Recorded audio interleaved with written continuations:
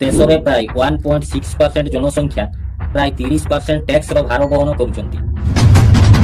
ସରକାର ଟ୍ୟାକ୍ସ ଲଗାଇ ଲଗାଇ ଏମାନଙ୍କୁ ଏତେ ଚୁଷି ଦେଇଛନ୍ତି ଯେ ଏହି ଲୋକମାନେ ଏବେ ମିଡିଲ କ୍ଲାସ କୁହାଯିବା ଅବସ୍ଥାରେ ନାହାନ୍ତି। କର୍ପୋରେଟ କମ୍ପାନୀମାନଙ୍କୁ ଲାଭ ପହଞ୍ଚାଇ ଗତ 5 ବର୍ଷରେ ଦେଶରେ କ୍ଷତି ହୋଇଛି ଏବଂ ଏହି କ୍ଷତିର ପୂରଣ ସରକାର ସାଧାରଣ ଲୋକଙ୍କ ଉପରେ ଟ୍ୟାକ୍ସ ଲଗାଇ କରୁଛନ୍ତି। ଇଣ୍ଟରେଷ୍ଟିଂ କଥା ଏହା ଯେ ଟ୍ରେଡିସନାଲି ବିଜେପି ଭୋଟର୍ସ ଅଧିକାଂଶ ମିଡିଲ କ୍ଲାସ ଲୋକ ହିଁ ଥିଲେ, କିନ୍ତୁ ଏହା ସତ୍ତ୍ୱେ ମଧ୍ୟ ସରକାର ମିଡିଲ କ୍ଲାସର ରକ୍ତ ଅଧିକ ଚୁଷିଛନ୍ତି। ଆମେରିକାର ଲୋକେ ଇଣ୍ଡିଆ ଅପେକ୍ଷା 32 ଗୁଣ ଅଧିକ ରୋଜଗାର କରନ୍ତି, କିନ୍ତୁ ତଥାପି ପେଟ୍ରୋଲ ଓ ଡିଜେଲ ଆମେରିକାରେ ଭାରତ ତୁଳନାରେ ଶସ୍ତା। ଏତେ ସାରା ଟ୍ୟାକ୍ସ ଦେବା ପରେ ଆପଣଙ୍କୁ ମିଳୁଛି କ'ଣ? ନା ପବନ ସଫା ଅଛି, ନା ପିଇବା ପାଣି, ନା ସରକାରୀ ସ୍କୁଲ ଭଲ ଅଛି, ନା ସରକାରୀ ହସ୍ପିଟାଲ, ନା ଚାକିରି ଅଛି, ନା ଲ ଆଣ୍ଡ ଅର୍ଡର। କେବଳ ଦେଶରେ ଆରବପତି ମାନେ ମଜମସ୍ତି କରୁଛନ୍ତି, ଆଉ ସାଧାରଣ ଜନତାର ପକେଟ ଖାଲି ପଡ଼ିଛି। ଜୟ ଜଗନ୍ନାଥ ବନ୍ଧୁଗଣ। ମିଡିଲ କ୍ଲାସ ଲୋକଙ୍କର ରକ୍ତ ସରକାର କିପରି ଚୁଷୁଛନ୍ତି ଏହାର ଅନୁଭବ ଧୀରେ ଧୀରେ ଜନତାଙ୍କୁ ହେଉଛି। ଧୀରେ ଧୀରେ ଜନତାର ଆଖି ଖୋଲୁଛି। ଡିସେମ୍ବର 2024ରେ ଜିଏସଟି କାଉନସିଲ ମିଟିଂ ପରେ ଯେତେବେଳେ ଫାଇନାନ୍ସ ମିନିଷ୍ଟର ଘୋଷଣା କଲେ ଯେ ପପକର୍ନ ଉପରେ ଅଲଗା ଅଲଗା ଟ୍ୟାକ୍ସ ଲାଗିବ, ନନ୍ ବ୍ରାଣ୍ଡେଡ ପପକର୍ନ ଉପରେ 5% ଜିଏସଟି, ବ୍ରାଣ୍ଡେड पॉपकॉर्न ଉପରେ 12%, कैरामल पॉपकॉर्न ଉପରେ 18%। पॉपकॉर्न का ट्रीटमेंट में जब तक वो नमकीन है, सॉल्टेड है, मसाला एडेड है, चटपटा मसाला है, चिली पाउडर है, कुछ हो, सब 5%। But when it has added caramelised sugar, it is no longer namkeen. ଏହି ଘୋଷଣାକୁ ନେଇ ସୋସିଆଲ ମିଡିଆରେ ବହୁତ କୋହଳ ସୃଷ୍ଟି ହେଲା ଏବଂ ନିର୍ମଳା ସୀତାରମଣଙ୍କର ଲୋକେ ବହୁତ ଅଟହାସ୍ୟ କରିଲେ। ଲୋକେ ନିର୍ମଳା ସୀତାରମଣଙ୍କୁ ବସୁଲିତାଇ କହିବା ଆରମ୍ଭ କରିଦେଲେ। पूरा इंटरनेट मीम्स रे भर्ती होइगला। केही केही लेखिले जे निर्मला सीतारमण निज उपरे तयारी होउतिबा मीम्स रो टैक्स मध्य लगाई देबे। एहा एको भलो कथा जे लोके जागृत होउचंती, किंतु अधिकांश लोक एहा बुझी पारु नाहांती जे एही समस्या प्रकृत रे केते गभीर एवं केते बड़। एठारे केवल 10-12टी आइटम उपरे लागिथिबा जीएसटी रो कथा नुहे। प्रकृत रे देशरु मिडिल क्लास लोप पाउची एवं एही समस्या निर्मला सीतारमणଙ୍କ ଠାରୁ ମଧ୍ୟ ଅଧିକ ବଡ଼। ଆସନ୍ତୁ ଆଜିର ଏହି ଭିଡିଓରେ ଏହାକୁ ବିସ୍ତାରରେ ବୁଝିବା।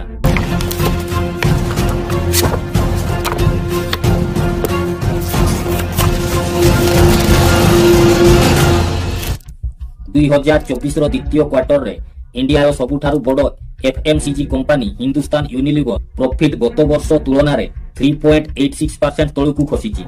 ଏଫଏମସିଜିର ଫୁଲ୍ ଫର୍ମ ହେଉଛି ଫାଷ୍ଟ ମୁଭିଂ କନଜ୍ୟୁମର ଗୁଡ୍ସ। ଏଠାରେ ପ୍ୟାକେଟ୍ ଖାଦ୍ୟ ସାମଗ୍ରୀ ଆସେ ଏବଂ cosmetic, skin care, cleaning product, health supplement ଓ ଡାଇପର ଭଳି ଜିନିଷ ମଧ୍ୟ ଆସିଥାଏ। ଏହି ସବୁ ସେହି ଜିନିଷ ଯାହା ଦୈନନ୍ଦିନ ଜୀବନରେ ସାଧାରଣ ଲୋକଙ୍କୁ ଦୋକାନରୁ କିଣିବାକୁ ପଡ଼ିଥାଏ, କାରଣ ଏହି ସବୁ ଆଇଟମ ଜରୁରୀ ଅଟେ। ଯଦି ଏହି ସବୁ ଜିନିଷପତ୍ରର ବିକ୍ରି କମୁଛି, ତେବେ ଏହାର ଅର୍ଥ କୌଣସି ନା କୌଣସି ବଡ଼ ସମସ୍ୟା ଅଛି। ଏହାର କାରଣ କୁହାଯାଉଛି ଯେ ଇଣ୍ଡିଆରେ ଶ୍ରିଙ୍କିଂ ମିଡିଲ କ୍ଲାସ।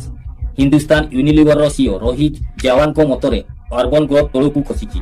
କିନ୍ତୁ କଥା କେବଳ ଗୋଟିଏ କମ୍ପାନୀର ନୁହେଁ, ଅଲମୋଷ୍ଟ ସମସ୍ତ ଏଫଏମସିଜି କମ୍ପାନୀଙ୍କ ସହିତ ଏହି ସମସ୍ୟା ଦେଖାଯାଇଛି। ନେସ୍ଲେ ଇଣ୍ଡିଆର ଚେୟାରମ୍ୟାନ ସୁରେଶ ନାରାୟଣଙ୍କ କହିବା ଅନୁସାରେ ଡିମାଣ୍ଡ ମେଗାସିଟି ଓ ମେଟ୍ରୋ ସିଟିରୁ ଖସିଛି। ଟାଟା କନଜ୍ୟୁମର ପ୍ରଡକ୍ସନ କହିଛନ୍ତି ଯେ ଅର୍ବାନ ଡିମାଣ୍ଡ କମିଛି। ସେହିପରି ଆଇଟିସି କହିଛି ଯେ ଏହି କ୍ୱାର୍ଟରରେ ଇକୋନୋମିକ ଆକ୍ଟିଭିଟି କମିଛି ଉର୍ବନ ଏରିଆରେ, ଅର୍ଥାତ୍ ସହରରେ ରହୁଥିବା ମିଡିଲ କ୍ଲାସ ଲୋକଙ୍କ ପାଖରେ ଖର୍ଚ୍ଚ କରିବା ପାଇଁ ପଇସା ନାହିଁ। ସରକାର ଟ୍ୟାକ୍ସ ଲଗାଇ ଲଗାଇ ସେମାନଙ୍କୁ ଏତେ ଚିପି ଦେଇଛନ୍ତି ଯେ ଏବେ ମିଡିଲ କ୍ଲାସ ବୋଧହୁଏ ବଞ୍ଚି ନାହାନ୍ତି। ଏହାକୁ ବିସ୍ତାରରେ ବୁଝିବା ପୂର୍ବରୁ ଆମକୁ ବୁଝିବାକୁ ହେବ ଯେ ମିଡିଲ କ୍ଲାସ ପ୍ରକୃତରେ କିଏ। ଏକ ବଡ଼ ପପୁଲାର ଫ୍ରେମୱାର୍କ ଅଛି ଯାହାକୁ ବିଜନେସମ୍ୟାନ କିଶୋର ବାୟାନୀ ଡେଭଲପ କରିଥିଲେ। ଏହା ଇଣ୍ଡିଆକୁ 3ଟି ସେଗମେଣ୍ଟରେ ଡିଭାଇଡ କରେ। ପ୍ରଥମ ସେଗମେଣ୍ଟରେ ଆସନ୍ତି ପ୍ରାୟ 12 କୋଟି ଲୋକ, ଯାହାଙ୍କର ପାର କ୍ୟାପିଟା ଇନକମ ପ୍ରାୟ 12.3 ଲକ୍ଷ ପ୍ରତିବର୍ଷ। ଏମାନେ ହେଉଛନ୍ତି ଇଣ୍ଡିଆର ଅପର କ୍ଲାସ, ଯାହାକୁ କନଜ୍ୟୁମିଂ କ୍ଲାସ ମଧ୍ୟ କୁହାଯାଏ ଏବଂ ଏହି ସେଗମେଣ୍ଟକୁ ଇଣ୍ଡିଆ 1 କହି ଡକାଯାଏ। ଦେଶରେ 50ରୁ 60% କନଜମ୍ପସନ ଏହି କ୍ଲାସରୁ ଆସେ। ଏହାର ତଳକୁ ଆସେ ମିଡିଲ କ୍ଲାସ, ଯାହାକୁ ଏକ୍ସପିରିଏନ୍ସ କ୍ଲାସ ମଧ୍ୟ କୁହାଯାଏ। ଏଠାରେ ଅଛନ୍ତି 30 କୋଟି ଲୋକ। ଏମାନଙ୍କର ପାର କ୍ୟାପିଟା ଇନକମ ପ୍ରାୟ 2.5 ଲକ୍ଷ ପ୍ରତିବର୍ଷ। ଯଦି 4 ଜଣିଆ ପରିବାର ହିସାବରେ ଦେଖାଯାଏ, ତେବେ ବର୍ଷକୁ ପ୍ରାୟ 10 ଲକ୍ଷ ହୁଏ। ଏହା ଏକ ଆଭରେଜ ଅଟେ, କିଛି କମ ବା ବେଶୀ ହୋଇପାରେ। ତାପରେ ଏହାର ତଳକୁ ଆସୁଛି ଇଣ୍ଡିଆ 3, ସବୁଠାରୁ ବଡ଼ ସେଗମେଣ୍ଟ, ଯେଉଁଥିରେ ଇଣ୍ଡିଆର ଅଧିକାଂଶ ଜନସଂଖ୍ୟା ଅଛନ୍ତି, ଯେଉଁମାନେ ଗରିବ ଲୋକ ଯାହାଙ୍କ ପାଖରେ କୌଣସି ସେଭିଂସ ନାହିଁ। ଅଧିକାଂଶ ଇଣ୍ଡିଆନ କମ୍ପାନୀ ଗୁଡ଼ିକ ଫୋକସ କରନ୍ତି ଉପର କ୍ଲାସ ଓ ମିଡିଲ କ୍ଲାସ ଲୋକଙ୍କୁ ଜିନିଷ ବିକ୍ରି କରିବା ଉପରେ। एबे एठारे कोन हेउची देखंतु इंडियन कंपनी गुडिकर क्वार्टर रिजल्ट रे देखा जायछि जे अपर क्लास लोकंको पाखरे खर्च करिबा पई बहुत टंका अछि एवं सेमाने खर्च मध्य करूचंती एही अपर क्लास प्रीमियम गुड्स और सर्विस आडो को जाउचंती किंतु मिडिल क्लास लोक के टैक्स और इन्फ्लेशन रो बोझ तळे एते चापी होई गलेनी जे सेमाने एंट्री लेवल प्रोडक्ट मध्य किनि पारु नाहंती एहा ही कारण जे उपरु देखिले जीडीपी तो बढ़ुची सरकारक पाखकु बहुत टंका आसुची किंतु मिडिल क्लास रो पॉकेट खाली पड़िची आउ तृतीय सेगमेंट अर्थात लोअर क्लास तांकर कथा पचारंतु नाही की अवस्था गरीब एते अधिक जे सेमाने फ्री राशन नेबाकु बाध्य हेबाकु पड़ुची एबे प्रश्न उठुची जे एपरी काहीकि हेउची सतरे कोन मिडिल क्लास और लोअर क्लास लोके बोका अटंती सेमानंकु कोन काम करिबाकु आसे नाही सेमाने कोन काम करिबाकु चाहू नाहंती ना सेमाने हार्ड वर्क नुहंती जदि आमे इंडियन सीओ को कथा सुनिबा तेबे सेमानंको मत एहा जे इंडियन एम्प्लॉय लेजी अटंती काम करिबाकु चाहू नाहंती According to the founder of Infosys, Indians are lazy. लोकंकु 70 घंटा सप्ताह रे काम करिबा उचित केही कुहंती 80 घंटा केही तो 90 घंटा को चली जानती Our youngsters must say, this is my country. I want to work 70 hours a week. ये Saturday Sunday का is not a Indian thing. This is a Western thing. I regret I'm not able to make you work on Sundays, to be honest. If I can make you work on Sundays, I'll be more happier. Because I work on Sundays also. What do you do sitting at home? How long can you stare at your wife? How long can the wife stare at your husband? एमानंको मतरे दोष आपणकर जे आपण एते गरीब हेउचंती समस्त blame केवल middle class लोकंकर किंतु कोन एहा सत्य आउदो नुहे सत्यता एहार ठीक ओलटा वास्तव रे मिडिल क्लास लोकंको पाखरे खर्च करिबा पई टंका नाही कारण तांकर रोजगार को सरकार ओ बड़ बड़ कॉर्पोरेट कंपनी खाई देउचंती जेउ लोक माने तुमको सबुठारु अधिक फालतू एडवाइस देउचंती सेमाने ही तुमको लुटुचंती मार्च 2024 रे भारतीय कॉर्पोरेट गुडिकर प्रॉफिट 2008 रो फाइनेंशियल क्राइसिस परे 15 वर्ष रे सबुठारु अधिक थिला FICCI ओ ट्विस्ट कॉर्पोरेशन लिमिटेड रो एक रिपोर्ट अनुसार 2019 रु 2023 मध्य रे 6टी बड़ सेक्टर रे भारतीय कॉर्पोरेट गुडिको प्रॉफिट 4 गुण वृद्धि पाइछि किंतु at the same time salary रो ग्रोथ नेगेटिव रे रहिछि सैलरी ग्रोथ नेगेटिव रे रहिबार अर्थ होउछि सैलरी जेते बढ़िछि ता ठारू अधिक इन्फ्लेशन बढ़िछि गत 5 वर्ष रे प्रति वर्ष रो एवरेज रे 5.7% हार रे इन्फ्लेशन बढ़िछि किंतु लोकंको सैलरी एही हार रे बढ़ु नाही एहाकू सरकार मध्य मानुछंती देशर चीफ इकोनॉमिक्स एडवाइजर भी अनंत नागेश्वर मध्य तांको स्पीच रे बड़ कॉर्पोरेट माननकू टारगेट करिसंती Corporate profitability has gone up from 5.3 lakh crores in FY20 to 5.20.6 lakh crores in FY23. Compensation to employees usually is a function of two variables. One is the amount of hiring you do and the amount of wage growth you give. And that has not correspondingly grown at the same pace. गोटे आड़े आपणको salary बढ़ू नाही अन्य पटे मोदी सरकार द्वारा दिया जाइथिबा tax breaks रो फायदा नै एमाने कम टैक्स मध्य देउछंती 2019 रे मोदी सरकार कॉर्पोरेट टैक्स कम करितिले ओ एही कंपनी माननकू अनेक बेनिफिट देइतिले एहा जगु सरकार को 2019-20 रे 1.45 लाख कोटी टंका लॉस होइतिला किंतु सरकार कहितिले जे चिंतार किछि आवश्यकता नाही जेतेबेले एही कंपनी गुडी को भलो करिवे सेतेबेले इकोनॉमी रे पुनी टंका इन्वेस्ट हेबो एहा द्वारा जॉब सृष्टि हेबो प्राइवेट सेक्टर मजबूत हबो ओ एम्प्लॉयमेंट मध्य बढ़िबो किंतु वास्तव रे एपरि किछि हेला नाही जदि कोनोसी पढ़ाशुना करिथिबा पॉलिटिशियन थान्ते तेबे एपरि डिसिजन आउदो नै न थान्ते गत 5 वर्ष रे सरकार को प्राय 9 लाख कोटी टंकार रेवेन्यू लॉस होईछि भाबी देखंतु जदि एही कॉर्पोरेट टैक्स कम न करा जाई थांता तेबे 9 लाख कोटी टंका हेल्थ केयर एजुकेशन इंफ्रास्ट्रक्चर रे खर्च होई पारि थांता पब्लिक सर्विस आहुरी इंप्रूव होई पारि थांता देश रे गत 5 वर्ष रे लॉस होईछि ओ एही लॉस रो पूरण सरकार साधारण लोकंको ऊपर टैक्स लगाई करूचंती एही चार्ट टी देखंतु सरकार केते टंका डायरेक्ट टैक्स रु रोजगार करूचंती 2018-19 रे 58.3% कॉर्पोरेट टैक्स रु आसुतिला किंतु 2023-24 रे ताहा कमी 46.5% होई गला आजी दिन रे कॉर्पोरेट जेते टैक्स दियंती ता ठारू अधिक टैक्स तो लोके इनकम टैक्स रे दियंती ए वर्ष 2024-25 रे लोकंकू 11,56,000 कोटी टंका टैक्स देबार एस्टिमेट रहिछि जेते बेले की कॉर्पोरेट गुडी को 10,42,000 कोटी टंका टैक्स देबे पूरा देश रे 3% रु मध्य कम लोक इनकम टैक्स दियंती किंतु एही 3% लोक इंडिविजुअली अधिक टैक्स देउचंती एज कंपेयर टू समस्त कंपनी जेतिकी भारत रे अछंती एही 3% लोक 9 लाख कोटी टंका अधिक टैक्स सरकार को देउचंती। मनमोहन सिंह को सरकार समय रे टोटल टैक्स रेवेन्यू रु कॉर्पोरेट टैक्स रो शेयर 35% थिला किंतु मोदी सरकार रे एहा मात्र 26.6% होई जाईची। एते सब बेनिफिट्स एही कंपनी मानन को दिया जाउची किंतु एमाने एम्प्लॉइज रो सैलरी मध्ये बढ़ाउ नांती। एक्सपर्ट कहउछंती जे अति कम रे सैलरी सेतिकी तो बढ़ाओ जेतिकी इन्फ्लुएंस बढ़ीची। सरकार चाहिए सीधा सड़क लो आनी पारिथान्ते जे प्रति वर्ष एम्प्लॉय रो सैलरी अति कम रे इन्फ्लुएंस अनुसार बढ़िबा उचित किंतु एहा मध्ये जस्टिफाई करी जॉब क्रिएशन हो नै। 2023-24 रो इकोनॉमिक सर्वे रे मध्ये कॉर्पोरेट गुडी को कहा गला जे अत्यधिक प्रॉफिट रे बुडीथिबा भारतीय कॉर्पोरेट सेक्टर रो सेल्फ इंटरेस्ट रे एहा हेबो जे सेमाने जॉब क्रिएशन को निजरो रिस्पांसिबिलिटी नियंतु किंतु ए पर्यंत सेमाने एहा पई किछि कॉन्क्रीट करी नाहंती। आउ सेमाने काहे की करिवे जदि सेमाने जानिछंती जे चंदा धंदा मॉडल रे सरकार चालुची पॉलिटिशियन को चंदा दियो और सेमाने आम पक्षरे लो तयारी करिवे तेबे आउ किछि करिवारो कोन दरकार। एहा सबु मध्य रे देश चलाइबा पई जेउ टंका दरकार ताहा मिडिल क्लास भरुची और एही बर्डन मिडिल क्लास ऊपर बढ़ी चलीची। भारत रे 2022 रे मात्र 2.24 कोटी भारतीय इनकम टैक्स भरितिले। पूर्वरु मु 3% रु कम जेउ नंबर कहितिली ताहा एको एस्टिमेट थिला। वास्तव रे एही नंबर 1.6% अटे। मात्र 1.6% पॉपुलेशन देश रे इनकम टैक्स भरुचंती किंतु जहा सरकार इनकम टैक्स रु रोजगार करूचंती 2023-24 रे ताहा 30.2% अटे। देशर 1.6% जनता 30% टैक्स रो बर्डन उठाउचंती। अनेक इकोनॉमिस्ट और एक्सपर्ट बारंबार कहिसंती जे Bharat Bhadi middle income country को पर्सनल इनकम टैक्स ऊपर चलाई हेबो नाही किंतु सरकार कोन बुझुची एहा केवल इनकम टैक्स रो कथा नुहे एहा परे आसुची जीएसटी। ऑक्सफार्म रो एक रिपोर्ट अनुसार टोटल जीएसटी रो 60% रु अधिक अंश इनकम अनुसार बॉटम 50% रु आसुची। 1/3 मिडिल 40% पॉपुलेशन रु आसुची आउ टॉप 10 पॉपुलेशन केवल 3 रु 4% जीएसटी दियंती।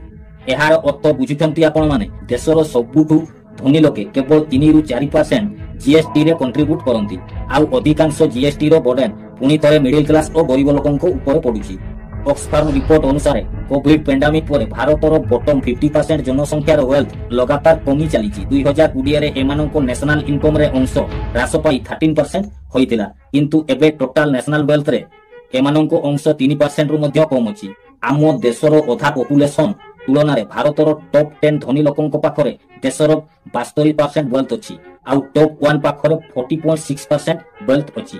जीएसटी भली टैक्स को रिग्रेसिव टैक्स कुआ जाय किंतु इनकम टैक्स को प्रोग्रेसिव टैक्स कुआ जाय कारण तुमे जते अधिक रोजगार करिवो सेते अधिक टैक्स देबाकू पड़िवो किंतु जीएसटी रो क्षेत्र रे एपरि नुहे। जदि मिस्टर नारायण मूर्ति 800 टंकार जूता किणंती से मध्य 12% जीएसटी दियंती आउ जदि जणे गरीब लेबर सेही जूता किणे से मध्य 12% जीएसटी दिए किंतु एही टंका खर्च करिबा कहा पई अधिक भारी पड़िवो ताहा आपण बुझी पारुथिबे। सरकार कहिबो जे एथि पई आमे भिन्न भिन्न जीएसटी रेट लगाइछु। जदि 1000 टंकारु कम मूल्यर जता उपरे 12% जीएसटी लागे आउ 1000 टंकारु अधिक मूल्य जता उपरे 18% जीएसटी लागे किंतु एही छोटो छोटो डिफरेंस सिमिति किछि फरक पड़े नाही। सत कथा होछि सरकार डेली यूज जिनिस उपरे मध्य जीएसटी लगाइछंती। प्रीपैकेज अटा पनीर बटर लस्सी दही और डाली इत्यादि उपरे 5% जीएसटी लगाइछंती।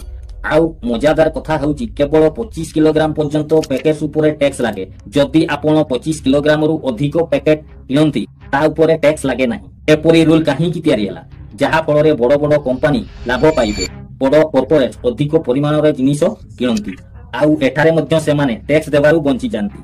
जीएसटी कारणरू दूधर प्राइसेस मध्य बढ़ीची। जीएसटी आसीबा परे प्राय 80% मेडिसिन उपरे 12% जीएसटी ब्रैकेट रे रखा जाईची जेउठारे पूर्वरु केवल 9% टैक्स लागुतला तेनु मेडिसिन रो प्राइसेस मध्य बढ़ीची।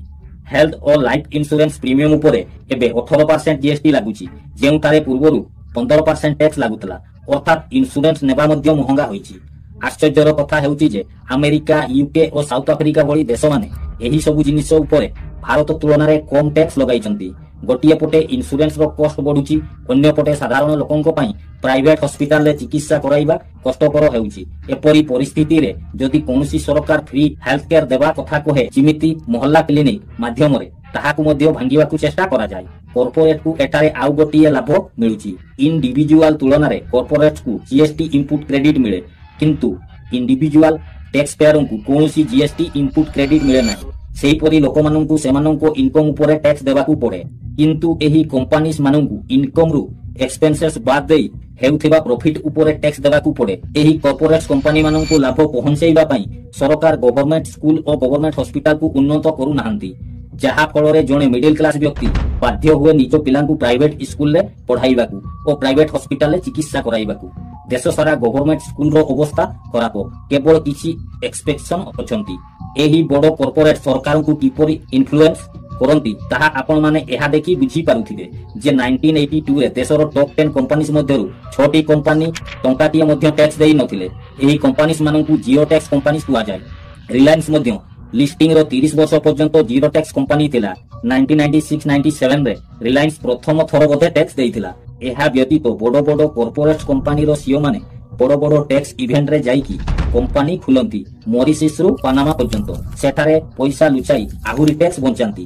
ଆପଣମାନେ ନିଶ୍ଚିନ୍ତ ମନେ ରଖିଥିବ ପାନାମା ପେପର୍ସ କିମ୍ବା ଆଡାନୀ ମାମଲା, ଯେଉଁଠାରେ ଏଲିଗେସନ ଲଗାଯାଇଥିଲା ଯେ ବିଜନେସମ୍ୟାନ ଗୌତମ ଆଡାନୀଙ୍କ ଭାଇ ବିନୋଦ ଆଡାନୀଙ୍କ ନାଁରେ ଟ୍ୟାକ୍ସ ହେଭେନ୍ସରେ ଟଙ୍କା ଲୁଚା ଯାଇଥିଲା। ଏଠାରେ କୋଟି କୋଟି ଟଙ୍କାର କ୍ଷତି ହୋଇଛି। ମଧ୍ୟବର୍ତ୍ତୀ ଶ୍ରେଣୀର ଅବସ୍ଥା ଏତେ ଖରାପ ହେଉଛି ଯେ ସେମାନଙ୍କ ସ୍ୱପ୍ନ ମଧ୍ୟ ଭାଙ୍ଗୁଛି। ଜଣେ ବ୍ୟକ୍ତି ବେସିକ ଏସ୍ପିରେସନ ହେଉଛି ଗୋଟିଏ କାର ଏବଂ ଗୋଟିଏ ଘର କିଣିବା। ଏହି ଦୁଇଟି ଜିନିଷ ସମ୍ପୂର୍ଣ୍ଣ ରୂପେ ଅନଅଫୋର୍ଡେବଲ ହୋଇଯାଇଛି। ଭାରତରେ କାର ବିକ୍ରି ଉପରେ କାର ମ୍ୟାନୁଫ୍ୟାକ୍ଚରର ଯେତିକି ଟଙ୍କା ପାଇଥାଏ, ସରକାର ତାଠାରୁ ଅଧିକ ଟ୍ୟାକ୍ସ ରୂପେ ପାଇଥାଏ। ଯେତେବେଳେ ଆପଣ ଏକ କାର କିଣନ୍ତି, ଏହାର ଉପରେ 28% ଜିଏସଟି ଲାଗେ। ତାପରେ ସାଇଜ, ଇଞ୍ଜିନ ଏବଂ ଅନ୍ୟାନ୍ୟ ଫ୍ୟୁଚର ଆଧାରରେ କ୍ୟାଶ ଏବଂ ଅନ୍ୟ ଟ୍ୟାକ୍ସ ଲାଗେ। 1200 ସିସି କାର ଯାହା 4 ମିଟର ଠାରୁ କମ ଲମ୍ବା, ତା ଉପରେ ମୋଟ ଟ୍ୟାକ୍ସ ହେଉଛି 29% ଓ 4 ମିଟର ଠାରୁ ଅଧିକ ଲମ୍ବା ଏବଂ 1500 ସିସି ପର୍ଯ୍ୟନ୍ତ କାର ଉପରେ 45% ଟ୍ୟାକ୍ସ ଲାଗେ। ଏସୟୁଭି ଉପରେ ଟ୍ୟାକ୍ସ 50% ପର୍ଯ୍ୟନ୍ତ ହୋଇଥାଏ। ଗୋଟିଏ ଏକ୍ସାମ୍ପଲ ନେଇ ବୁଝିବା। ଟୋୟୋଟା ଫର୍ଚ୍ୟୁନର ହେଉଛି ଭାରତରେ ସବୁଠାରୁ ଅଧିକ ବିକ୍ରି ହେଉଥିବା ଏସୟୁଭି ମଧ୍ୟରୁ ଗୋଟିଏ। ଭୁବନେଶ୍ୱରରେ ଏକ ଶୋରୁମ ପ୍ରାଇସ୍ 31 ଲାଖ ଟୁ 48 ଲାଖ ମଧ୍ୟରେ ରହିଛି। ମନେ କରନ୍ତୁ ଆପଣ ଏକ ଟୋୟୋଟା ଫର୍ଚ୍ୟୁନର 39.28 ଲାଖର ଆଭରେଜ ମୂଲ୍ୟରେ କିଣିଲେ। ଏହି କାରର ରିଏଲ ପ୍ରାଇସ୍ ହେଉଛି 26.27 ଲାଖ। ବାକି 13 ଲକ୍ଷ ଟଙ୍କା ସରକାରକୁ 28% ଜିଏସଟି ଏବଂ 22% ଜିଏସଟି କମ୍ପନସେସନ ସେସ୍ ରୂପେ ଯାଇଥାଏ। ଏହାପରେ ସରକାର ରେଜିଷ୍ଟ୍ରେସନ ଏବଂ ଗ୍ରୀନ ସେସ୍ ମାଧ୍ୟମରେ ଆହୁରି ଟଙ୍କା ଆଦାୟ କରିଥାଏ। ସେହିପରି ଗୋଟିଏ କାର ବିକ୍ରିରୁ ସରକାର 18 ଲକ୍ଷ ଟଙ୍କା ରୋଜଗାର କରିଥାଏ। ଅନ୍ୟପଟେ ଟୋୟୋଟା କାର ମ୍ୟାନୁଫ୍ୟାକ୍ଚରର ଏହି ବିକ୍ରିରୁ ମାତ୍ର 40,000 ରୋଜଗାର କରିଥାଏ। ଏହା ବ୍ୟତୀତ ଯଦି ଆପଣ ଫର୍ଚ୍ୟୁନର କିଣିବା ପାଇଁ 40 ଲକ୍ଷ ଟଙ୍କା ସଞ୍ଚୟ କରିବାକୁ ଚାହାନ୍ତି, ତେବେ ଆପଣଙ୍କୁ ଅତି କମରେ 50 ଲକ୍ଷ ଟଙ୍କା ରୋଜଗାର କରିବାକୁ ପଡ଼ିବ। କାରଣ 40 ଲକ୍ଷ ଟଙ୍କା ରୋଜଗାର କଲେ ଆପଣଙ୍କୁ ପ୍ରାୟ 10 ଲକ୍ଷ ଟଙ୍କା ଇନକମ୍ ଟ୍ୟାକ୍ସ ରୂପେ ଦେବାକୁ ପଡ଼ିବ। ତେଣୁ ମୋଟାମୋଟି ଭାବେ 26 ଲକ୍ଷ ମୂଲ୍ୟର କାର ଆପଣଙ୍କୁ 50 ଲକ୍ଷରୁ ଅଧିକ ଦେବାକୁ ପଡୁଛି। କିନ୍ତୁ ଟ୍ୟାକ୍ସର ଶୃଙ୍ଖଳା ଏଠାରେ ଶେଷ ହୁଏ ନାହିଁ। ଯେତେବେଳେ ଆପଣ କାର ରାସ୍ତାରେ ଚଳାଇବେ, ଆପଣଙ୍କୁ ଆରଟିଓ ଟ୍ୟାକ୍ସ ଦେବାକୁ ପଡ଼ିବ। ବିଭିନ୍ନ ସ୍ଥାନରେ ଟୋଲ ଟ୍ୟାକ୍ସ ଦେବାକୁ ପଡ଼ିବ।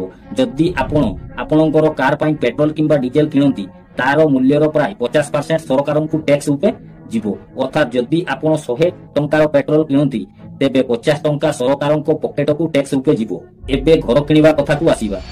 କନସଲଟାନ୍ସି ଫର୍ମ ଆନାରକର ରିପୋର୍ଟ ଅନୁସାରେ ଭାରତର ଟପ୍ 7 ସିଟିଜରେ ଘରର ଆଭରେଜ ସେଲିଂ ପ୍ରାଇସ୍ ଗତ ବର୍ଷ 1 କୋଟିରୁ ଏ ବର୍ଷ 1.23 କୋଟି ପର୍ଯ୍ୟନ୍ତ ବଢିଛି। ଅର୍ଥାତ୍ ଗୋଟେ ବର୍ଷରେ 23% ବୃଦ୍ଧି ପାଇଛି। ଗୁଡଗାଁଓ ସିଟିରେ ସବୁଠାରୁ ଅଧିକ ଇନକ୍ରିଜ ଦେଖାଯାଇଛି, ଯେଉଁଠାରେ ହାଉସ ପ୍ରାଇସେସ୍ ପ୍ରାୟ 160% ବଢିଛି।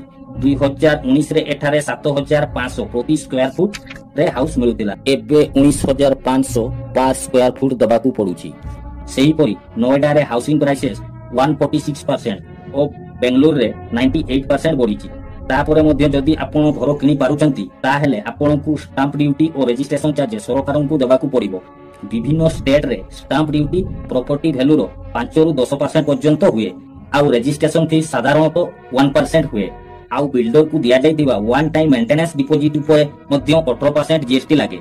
ଏବେ ଆପଣ ଭାବିବେ ଯେ ଘର ତ କିଣି ହେଉନାହିଁ, ତେବେ ରେଣ୍ଟ ତ ନେଇପାରିବା, କିନ୍ତୁ ରେଣ୍ଟର ମଧ୍ୟ ସେହି ଅବସ୍ଥା। ଆନାରକର ରିପୋର୍ଟ ଅନୁସାରେ ଗତ 5 ବର୍ଷରେ ଦେଶର 7 ମେଜର ସିଟିଜରେ 1000 स्क्वायर फुट रो 2 BHK रो रेंट 64% बढ़ी।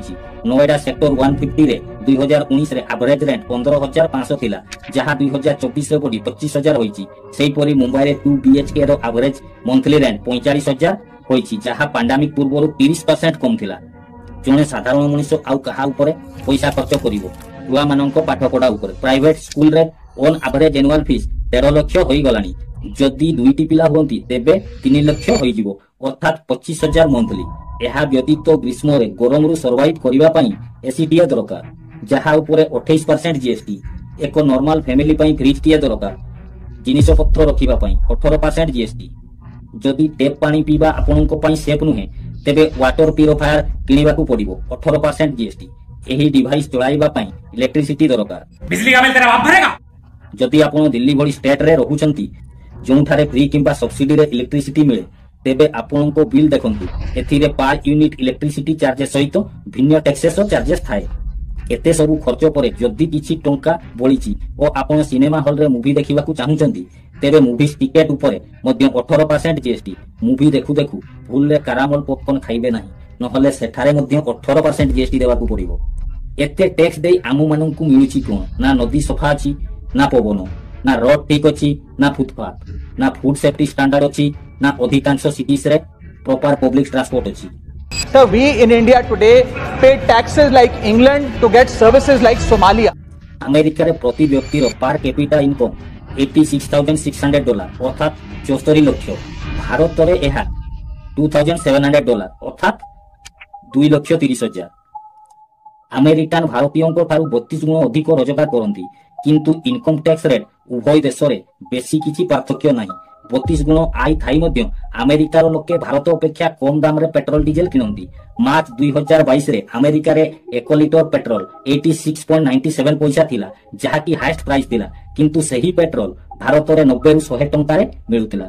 एहा पछरे केवल गोटिए कारण अछि सरकार पेट्रोल और डीजेल ऊपर 50% रु भी अधिक टैक्स लगांती किंतु कथा केवल फ्यूल रो नुहे। भारत रे आउ अनेक जिनिस अमेरिका तुलना रे अधिक कॉस्टली। भारत रे टीवी अमेरिका तुलना रे कॉस्टली। टीवी मध्य अमेरिका रे अधिक सस्ता रे मिले कारण भारत रे एहा ऊपर अधिक टैक्स लागि थाए। अधिक टैक्स हेतु अनेक स्मार्टफोन मध्य भारत रे अमेरिका तुलना रे कॉस्टली।